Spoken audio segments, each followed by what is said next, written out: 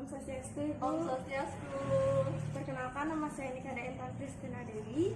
Baik teman-teman, pada hari ini di sebelah saya sudah ada narasumber yang akan saya wawancarai mengenai upaya mengatasi tantangan di masa depan. Baik Bu, saya perkenalkan dirinya. Baik, nama saya Putu Evi Paramita Sariwardana, biasa dipanggil Evi. Tiang ngajar di SMA Negeri 3 Denpasar, mengampu mata pelajaran matematika. Baik, terima kasih Bu. Seperti yang kita ketahui, COVID-19 belum berlalu. Virus ini tidak hanya melanda negara Indonesia, tapi berbagai negara lainnya juga. Ya. Seperti yang dikatakan oleh Bapak Jokowi, beliau mengatakan bahwa pandemi COVID-19 ini menghantamkan dunia dan banyak kegiatan yang harus dikurangi bahkan ditunda. Namun ada satu hal yang tetap harus berjalan, yaitu pendidikan. Ya. Seperti yang dikatakan kemarin pada Hari Guru, yaitu 5 Oktober, beliau mengatakan bahwa tugas guru saat ini sangat berat karena harus mengajar pada masa pandemi COVID-19. Ya. Pertanyaan saya, metode atau cara pembelajaran apa yang digunakan untuk mengajar siswa selama pandemi COVID-19?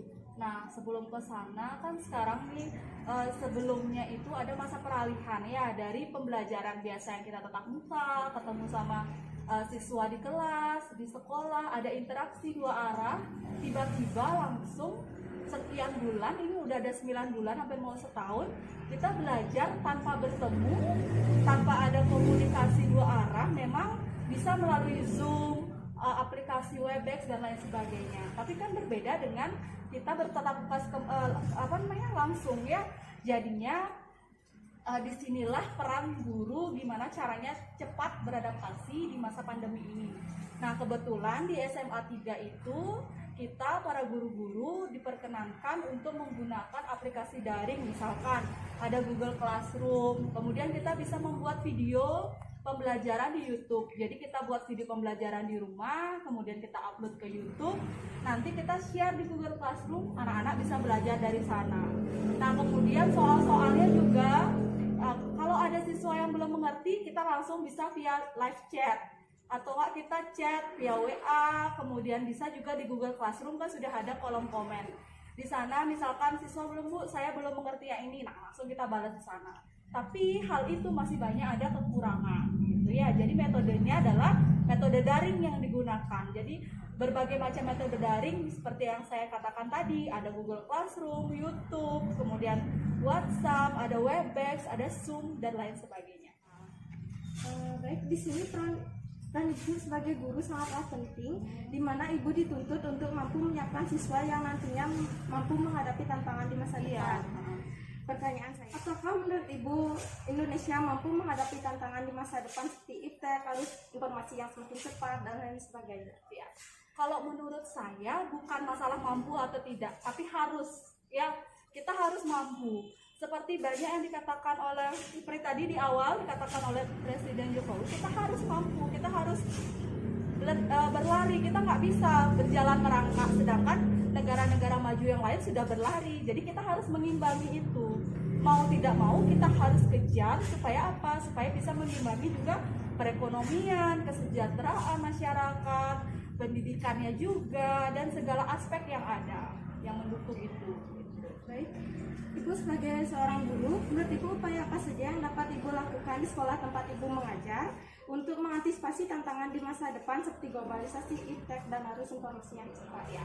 Kalau di sekolah, kebetulan setiap mata pelajaran diselingi yang pertama yang sebenarnya yang fundamental atau fondasi ya, kita mengalami digitalisasi, kemudian di era milenial ini ya semua serba digital gitu. Tapi yang paling penting kalau di SMA 3 ya sudah tahu, di sana kan ciri khasnya adalah kedisiplinan, kemudian karakter. Sekarang kita harus bentuk dulu karakter siswa-siswa kita. Gimana kita membentuk karakter mereka supaya mereka tuh tidak tergerus sama arus. Jadi mereka bisa menyesuaikan diri, beradaptasi dengan perubahan-perubahan yang terjadi.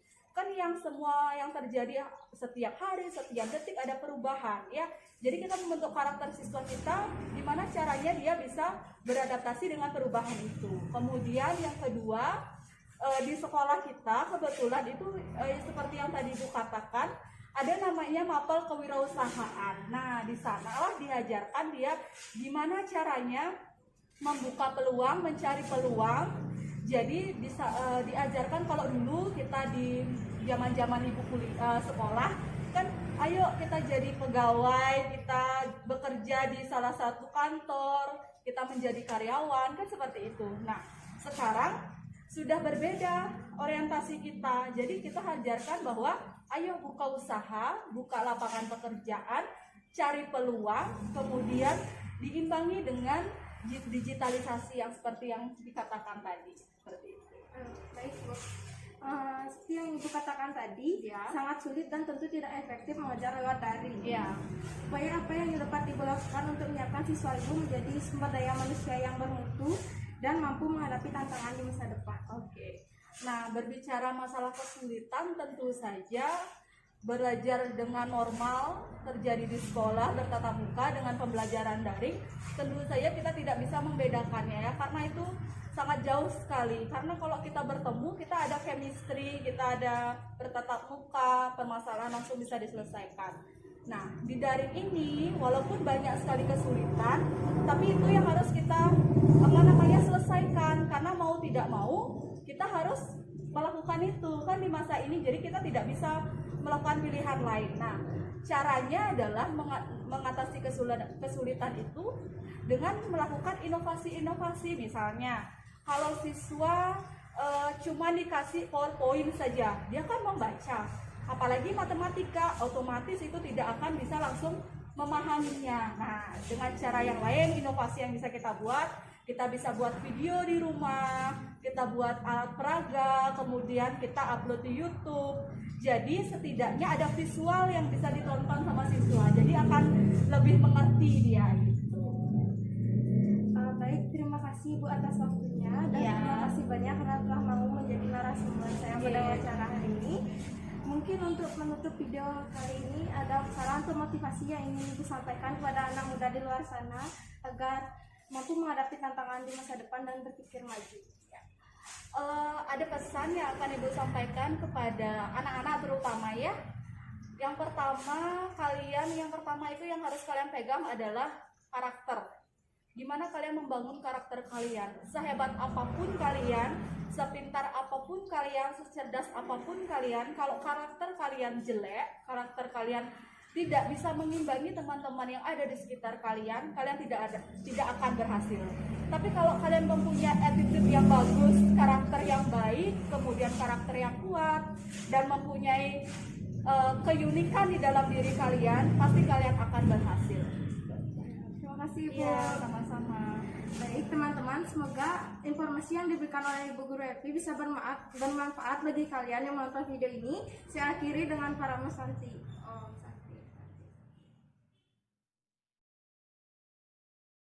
Jika ada salah kata atau kurang berkenan, saya mohon maaf sebesar-besarnya. Jika ada kritik atau saran, bisa ditulis di kolom komentar. Jangan lupa di subscribe ya.